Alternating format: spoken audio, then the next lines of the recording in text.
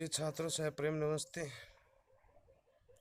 आज हम पतंग कविता पतंग आलोक धनवा द्वारा रचित कविता का सार या प्रतिपाद्य जानेंगे। श्री आलोक धनवा द्वारा रचित पतंग कविता का सार या प्रतिपाद्य स्पष्ट कीजिए। तो पतंग कविता का सार इस प्रकार से है। श्री आलोक धनवा द्वारा रचित पतंग कविता उनकी काव्य संग्रह दुनिया रोज बनती है। कौन सा काव्य संग्रह है? दुनिया रोज बनती है नामक काव्य संग्रह से संकलित है। इस कविता में कवि ने बाल सुलभ इच्छाओं एवं उमंगों का सुंदर चित्रण किया है। बाल सुलभ का मतलब है बच्चों की इच्छाओं एवं उमंगों का सुंदर एवं मनोहारी चित्रण किया है। कवि ने बाल क्रियाकलापों तथा प्रकृति में आए परिवर्तन को प्रकट करने के लिए अनेक सुंदर बिंबों का समायोजन किया है। पतंग बच्चों की उमंगों का रंग बिरंगा सपना है। पतंग क्या है? बच्चों की उमंगों का रंग बिरंगा सपना है जिसमें वो खो जाना चाहते हैं। आकाश में उड़ती हुई पतंग ऊंचाइयों की बेहद आकाश में उड़ती हुई पतंग ऊंचाइयों की वे हदें हैं जिन्हें बालमन छूना चाहता है और उसके पार जाना चाहता है। कविता एक ऐसी नई दुनिया की सैर कराती है। यानी कि पतंग नामक जो कविता है वह एक ऐसी नई दुनिया की सैर कराती है जहाँ शरद ऋतु का चमकीला सौंदर्य है। यानी कि शरद ऋतु के सौंदर्य का वर्णन है इसमें। जहाँ तितलियों की रंगीन दुनिया है, दिशाओं के नगाड़े बजते हैं, जहाँ छतों के खतरनाक कोने से गिरने का भय है, तो दूसरी ओर इसी भय पर विजय का ध्वज लहराते बच्चे हैं। ये बच्चे गिर गिर कर संभलते हैं। यानी जैसे बच्चे छत पर पतंग उड़ाते हैं और उनका ध्यान उस पतंग की तरफ रहता है, छत के किनारे की तरफ नहीं रहता, तो वो अचानक गिर जाते हैं और इस प्रकार गिर गिर कर ही उनका डर दूर हो पाता है, अर्थात निडर हो जाते हैं और इस प्रकार वे गिर गिर कर ही संभलते हैं तथा पृथ्वी का हर कोना इनके पास आ जाता है।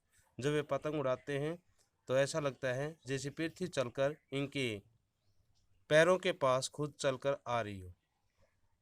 वे हर बार नई पतंग को सबसे ऊंचा उठाने का हौसला लिए भादों के बाद, भादों का मतलब यहाँ है देसी महीने का नाम है भादों। इसमें मूसलाधार वर्षा होती है भादों के महीने में। तो भादों के बाद शरद की प्रतीक्षा कर रहे हैं।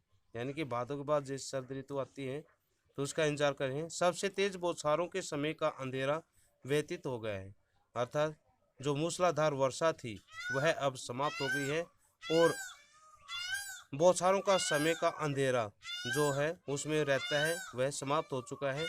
और खरगोश की आंख के सम्मान, खरगोश की आंख क्या होती है? जैसे लाल सी, तो ये कहते हैं खरगोश की आंख के सम्मान लालिमा से युक्त सौंदर्य मई प्रकाश युक्त सवेरा हो गया है।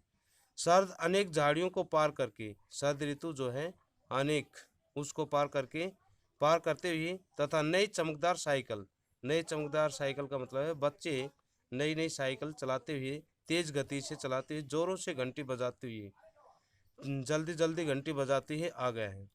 वह अपने सौंदर्य से युक्त चमकीले इशारों से पतंग उड़ाने वाले बच्चों के समूह को बुलाता है। वह अपने सौंदर्य से आकाश को इतना सुंदर तथा मुलायम बना देता है कि पतंग ऊपर उठ सके। पतंग जिस दुनिया की सबसे अच्छी और हल्की रंगीन वस्तु माना जाता है वह इस असीम आकाश में उड़ सके। इस हसीन दुनिया का सबसे पहला कागज और बांस की पतली कमानी आकाश में उड़ सके और इनके उठने के साथ ही चारों ओर का वातावरण तितलियों के समान कोमल बच्चों की सीटियां किलकारियों। कोमल बच्चे अपने जन्म से ही कपास के समान, यानी कि कपास जो होती है वह बहुत ही मूल्यवान वस्तु होती है, तो इसी प्रकार बच्चों के जो पैर होते हैं वो भी बहुत ही कोमल होते हैं। अर्थात जन्म के समय जब बच्चे जन्म लेते हैं तो उस समय उनके पैर बहुत ही कोमल होते हैं। तो बच्चे के पैरों की कोमलता और कपास के पौधे की कोमलता लेकर आते हैं, उनकी दोनों की तुलना की गई है। ये पृथ्वी भी उनके बेचैन पाँव के साथ साथ घूमने लगती है। जब वे पतंग उड़ाते हैं तो ऐसा लगता है कि ये पृथ्वी जो है उनके बेचैन बेचैन पैरों के साथ घूमने लगती है। जब ये बच्चे मकानों की छतों पर बेसुध होकर दौड़ते हैं, यानी कि इनको ध्यान नहीं रहता, अर्थात बेसुध का मतलब होश में नहीं रहते। जब ये बच्चे मकानों की छतों पर बेसुध होकर दौड़ते हैं तो छतों को नरम बना देते हैं। तो इनके जो कोमल पैर होते हैं वो छतों को भी नरम बना देते हैं। जब ये बच्चे झूला झूलते हुए आते हैं, झूला झूलते हुए पैंग भरते हुए आते हैं, तो उस समय उनके रोमांचित शरीर का संगीत उन्हें गिरने से बचाता है। उस समय मात्र धागे के सहारे उड़ते पतंगों की ऊंचाइयां उन्हें सहारा देकर थाम लेती है।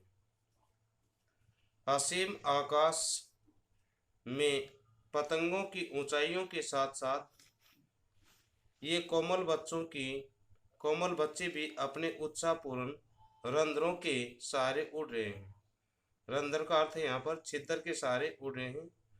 कवि का मानना है कि अगर बच्चे छतों के खतरनाक किनारों से गिरकर बच जाते हैं तो उसके बाद वे पहले से ज्यादा निडर होकर स्वर्णिम सूर्य के सामने आते हैं। तब उनके इस साहस, धैर्य और निडरता को देखकर यह पृथ्वी भी उनके पैरों के पास अधिक तेजी से घूमती है। जय हिंद, धन्यवाद, जय भारत।